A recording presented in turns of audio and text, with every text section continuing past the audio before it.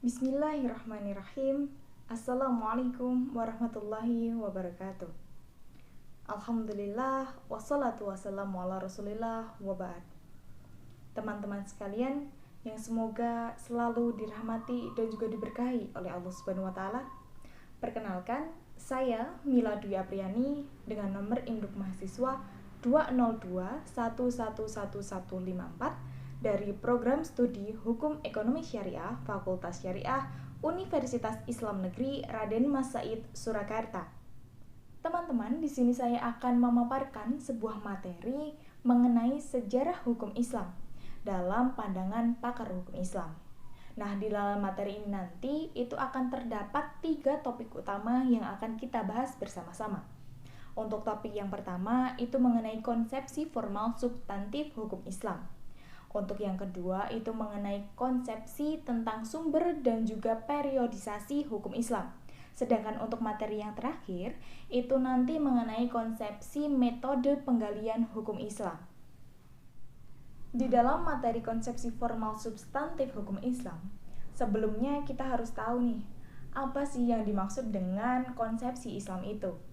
Nah, konsepsi Islam di sini adalah konsep-konsep yang berasal dari sumber hukum Islam seperti Al-Quran, Al-Hadis, dan juga ijtihad yang dimana itu adalah pemikiran para ulama.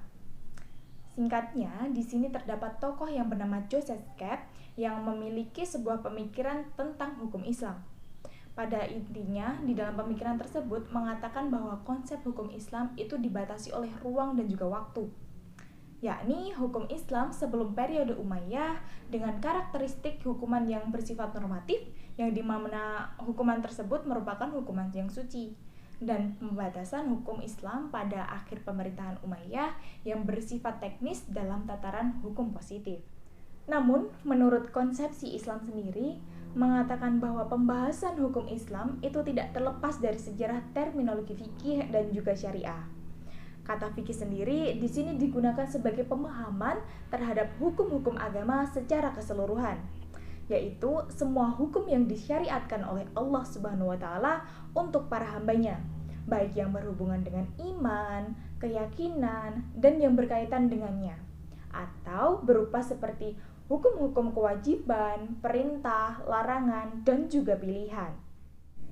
Abu Hanifah pernah memperkenalkan sebuah istilah mengenai hukum Islam secara keseluruhan, yaitu Al-Fiqh Al-Akbar yang berkonotasi usul ad-din, yang kemudian dikenal dengan nama ilmu tauhid, ilmu kalam, dan juga ilmu aqaid. Ada pula istilah Al-Fiqh Al-Asghar yang berkonotasi usul fikih, yakni dasar-dasar pembinaan fikih atau metodologi hukum Islam. Dengan demikian, bisa disimpulkan bahwasannya fikih itu memiliki makna yang sangat luas, yaitu mencakup semua hukum yang disyariatkan oleh agama Islam, baik hukum yang berkenaan dengan masalah akidah, akhlak, ibadah, dan juga muamalah, seperti halnya yang ditunjukkan pada Quran Surat At-Taubah ayat 122. Lalu, Abu Hanifah juga mendefinisikan tentang fikih sebagai pengetahuan tentang hak-hak dan juga kewajiban manusia. Selain Abu Hanifah, para fuqaha juga menjelaskan bahwa istilah fikih itu mengandung 2 pengertian. Yang pertama, fikih adalah memelihara masalah-masalah hukum syara yang praktis berkaitan dengan perbuatan yang diambil dari Al-Quran dan As-Sunnah. Sedangkan yang kedua, itu menyatakan bahwasannya fikih adalah kumpulan hukum-hukum syara. Lalu, Abu Hanifah juga mendefinisikan tentang fikih sebagai pengetahuan tentang hak-hak dan juga kewajiban manusia. Selain Abu Hanifah, para fuqaha juga menjelaskan bahwa istilah fikih itu mengandung 2 pengertian. Yang pertama, fikih adalah memelihara masalah-masalah hukum syara yang praktis berkaitan dengan perbuatan yang diambil dari Al-Quran dan As-Sunnah. Sedangkan yang kedua, itu menyatakan bahwasannya fikih adalah kumpulan hukum-hukum syara. Selain itu, para fuqaha juga menjelaskan bahwa fikih dengan syara itu memiliki persamaan dan juga perbedaan. Persamaannya, keduanya membahas mengenai hukum-hukum yang datang dari Al-Quran dan As-Sunnah. Sedangkan untuk perbedaannya, Fikih hanya membahas hukum-hukum ijtihadiyah dan yang berhubungan dengannya. Sementara syara itu membahas hukum ijtihadiyah, ia juga membahas mengenai hukum iqtiqodiyah dan juga akhlakiyah. Di dalam pembahasan fikih, kita tidak akan terlepas dari dua dimensi, yaitu dimensi ilahiyah dan juga insaniyah. Hal ini juga dikemukakan oleh Juhaya S. Praja pada bukunya yang menjelaskan bahwa terdapat dua dimensi dalam memahami hukum Islam. Yang pertama, hukum Islam berdimensi ilahiyah, karena diyakini sebagai ajaran yang bersumber dari Allah. Untuk dimensi yang kedua, itu adalah hukum Islam berdimensi insaniyah, di mana di dalam dimensi ini, hukum Islam merupakan upaya manusia secara sungguh-sungguh untuk memahami ajaran yang dinilai suci dengan melakukan dua pendekatan, yaitu pendekatan kebahasaan dan makosid. Menurut ilmu hukum, terdapat berbagai macam makna dari hukum. Sujono Soekarto dan juga Mustafa Abdullah itu merumuskan hukum dengan 9 arti, antara lain hukum dalam ilmu pengetahuan, hukum dalam arti disiplin atau sistem ajaran tentang kenyataan, hukum dalam arti kaidah atau norma, hukum dalam arti taat hukum atau hukum positif tertulis, hukum dalam arti keputusan pejabat, hukum dalam arti petugas, hukum dalam arti proses pemerintahan, hukum dalam arti perilaku yang teratur atau ajak, serta hukum dalam arti jalinan nilai-nilai. Selanjutnya mengenai konsepsi tentang sumber dan periodisasi hukum Islam. Seperti yang dijelaskan sebelumnya, Sked berpendapat bahwa sumber hukum Islam yang pertama itu adalah tradisi masyarakat Arab pra-Islam atau hukum adat. Bukan dari Al-Quran dan juga As-Sunnah, bukan termasuk sumber hukum yang kedua setelah Al-Quran. Pemikiran tersebut didasari oleh beberapa hukum adat yang dijadikan sebagai awal pembentukan hukum Islam. Tradisi sendiri itu merupakan bagian dari syariat Allah, sehingga dapat diartikan bahwa tradisi merupakan bagian kecil dari syariah.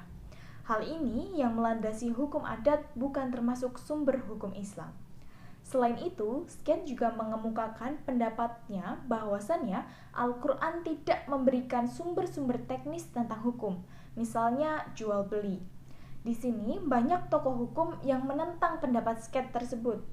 Contohnya seperti Coulson yang mengungkapkan pendapatnya dengan tegas bahwa Al-Quran bukanlah kumpulan hukum atau bahkan buku hukum, melainkan sesuatu yang memiliki daya tarik bagi umat manusia untuk mentaati Tuhan yang sudah lebih dulu diwahyukan atau mungkin dapat ditemukan. Bahkan salah besar jika mengabaikan pengaruh Al-Quran dalam penciptaan sistem perpu Islam. Pengertian sunnah. Sebagaimana pandangan dari Sked bahwa konsep sunnah muncul relatif terkemudian. Berbeda dengan Fathul Rahman yang menyatakan bahwasannya konsep sunnah itu telah ada sejak semula. Namun, secara umum, pemikiran Sked tentang definisi sunnah Nabi adalah tradisi normatif atau tradisi yang hidup atau peristiwa aktual masyarakat. Berkenaan dengan pandangan Sked tentang isnad sebagai metode yang terlahir sebelum hadis muncul, terdapat seorang tokoh yaitu Muhammad Mustafa Azami yang membantah pendapat tersebut. Karena menurut beliau, hal itu memberikan kesan bahwa isnad sudah digunakan sebelum perang Siffin. Fitnah terjadi tetapi para perawi belum begitu tegas dalam menerapkannya. Selain persoalan tersebut, Azmi juga membantah adanya kelompok isnad yang hanya dikhususkan kepada Malik Nafi dan Ibnu Umar. Menurutnya, Sked seharusnya merujuk pada karya-karya biografi yang dikarang oleh para ulama Islam. Lalu mengenai kedudukan ijma dan qiyas, secara prinsipil itu tidak berbeda jauh antara pandangan Sked dengan para pakar hukum Islam. Perbedaannya hanya terletak pada pendapat Sked yang mengatakan bahwasannya kedua sumber tersebut itu berasal dari tradisi Yahudi, bukan berasal dari Islam. Selain ini, ada kritikan lain terhadap Sked dalam hal penjelasan mengenai periodisasi hukum Islam yang dimulai pada awal abad 2 Hijriah, terutama pada masa akhir pemerintahan Umayyah, karena pendapat ini sudah jelas berbeda dengan pendapat para jumhur ulama. Terkhusus dari para mu'arikh seperti Muhammad Ali As-Sayyis, Abdul Al-Wahhab Khalaf, dan yang lainnya. Syekh Muhammad Ali As-Sayyis memiliki pendapat tentang hukum di Arab pada masa pra-Islam. Beliau menjelaskan bahwa ketetapan itu bukan merupakan undang-undang yang tertulis lalu dijadikan rujukan dalam menyelesaikan perselisihan dan menjaga hak-hak mereka, tetapi hanya merupakan ketetapan yang sedikit sekali manfaatnya. Tidak cukup merealisasikan aturan dan mencegah si pembuat kerusakan. Pada Al-Quran, hukum dibedakan menjadi dua, yaitu ibadah dan muamalah. Nah, di sini yang termasuk di dalam ibadah itu seperti sholat, zakat, haji, dan juga nazar. Sedangkan yang termasuk muamalah itu adalah hukum yang bertujuan untuk membangun keselarasan hubungan manusia dengan manusia yang lain. Adapun bentuk hukum lainnya seperti pembagian harta pusaka seperti yang telah dilakukan oleh bangsa Arab pada pra-Islam. Pada zaman jahiliyah atau pra-Islam, pembagian warisan hanya diperuntukkan bagi orang-orang yang memiliki ikatan tali kerabat atau bisa disebut dengan qorobah, orang yang memiliki janji setia atau muhalah, dan juga ahli waris atau tahani. Namun, dari ketiga golongan tersebut, hanya orang-orang yang memenuhi syarat saja untuk bisa mendapatkan harta pusaka tersebut. Untuk syaratnya sendiri, itu harus sudah dewasa. Harus seorang laki-laki seperti anak laki-laki, saudara laki-laki, dan anak paman. Pada zaman awal Islam, tepatnya setelah Nabi hijrah ke Madinah, selain pertalian nasab dan juga kerabat, terdapat 3 sebab agar bisa mendapatkan harta pusaka, yaitu adopsi, hijrah, dan juga mu'akah, atau persaudaraan antara muhajirin dan juga ansor. Selain itu, pada masa ini, perempuan juga dijadikan sebagai anggota keluarga yang mendapatkan ahli waris baik dari posisi ibu, istri, anak, dan juga saudara. Dan yang terakhir mengenai materi konsepsi metode penggalian hukum Islam, di sini Juwaya S. Praja menjelaskan bahwa karena hukum Islam berdimensi uluhiyah, dalam artian ia adalah bagian dari agama, paling tidak ada 4 pendekatan yang harus digunakan dalam penelitian. Ada metode pendekatan teologi, filsafat, sejarah, dan juga ilmu-ilmu sosial. Pendekatan lain yang biasa digunakan dalam penggalian hukum Islam adalah pendekatan filsafat. Karena perlu kita ketahui bahwasannya filsafat itu mempunyai tugas utama. Yang pertama, tugas kritis, yakni mempertanyakan kembali paradigma-paradigma ilmu yang telah mapan. Yang kedua adalah tugas konstruktif, yaitu menjawab masalah-masalah yang tidak terpisahkan oleh ilmu. Bahkan menyebutkan kembali ilmu-ilmu yang telah berjalan sendiri-sendiri seolah-olah tidak ada berkaitan antara satu ilmu dengan ilmu lain. Sebenarnya secara ringkas dapat dipahami bahwasannya filsafat hukum Islam itu mengajukan pertanyaan-pertanyaan seperti apakah hakikat hukum Islam, hakikat keadilan, hakikat pembuatan hukum, tujuan hukum, sebab orang harus taat pada hukum Islam, dan sebagainya.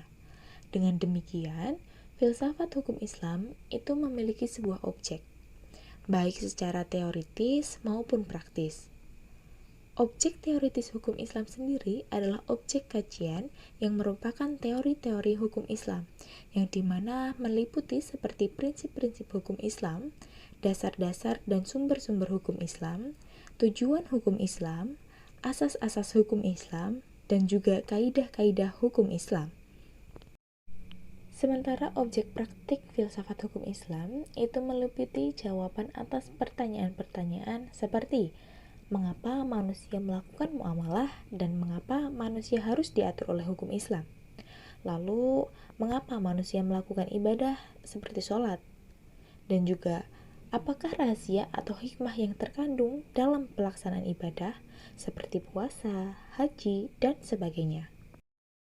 Kegunaan filsafat Islam terhadap penelitian hukum Islam adalah menjelaskan dan memberikan pengetahuan hukum Islam secara utuh kepada pengkajinya. Menurut mekanisme hukum, itu tertumpu kepada usul fikih atau prinsip-prinsip hukum yang diambil dari Al-Quran dan hadis melalui pendekatan bahasa. dan juga bertumpu kepada maqasid asy-syariah atau mekanisme hukum yang didasarkan pada tujuan-tujuan hukum atau filsafat hukum yang membahas dan merincikan dasar-dasar moral keagamaan dari hukum. Pada intinya, dalam memahami hukum Islam tidak hanya bisa didekati dengan dua pendekatan saja, sebagaimana yang dilakukan oleh Scott, yakni pendekatan sejarah dan ilmu sosial. Dalam hal ini adalah sosiologi hukum. Tetapi pendekatan yang lebih komprehensif yang melibatkan semua pendekatan itu sangat perlu, seperti pendekatan teologi, pendekatan filsafat, sejarah, dan juga ilmu-ilmu sosial. Di samping itu, secara spesifik nanti juga akan didekati pula dengan dua pendekatan, yaitu pendekatan bahasa dan juga maqasid syariah. Nah, itu tadi adalah sedikit pemaparan materi saya mengenai sejarah hukum Islam dalam pandangan pakar hukum Islam. Apabila ada kesalahan ataupun kekurangan dalam pemaparan materi saya mohon maaf yang sebesar-besarnya. Semoga bermanfaat. Akhirul kalam. Wassalamualaikum warahmatullahi wabarakatuh.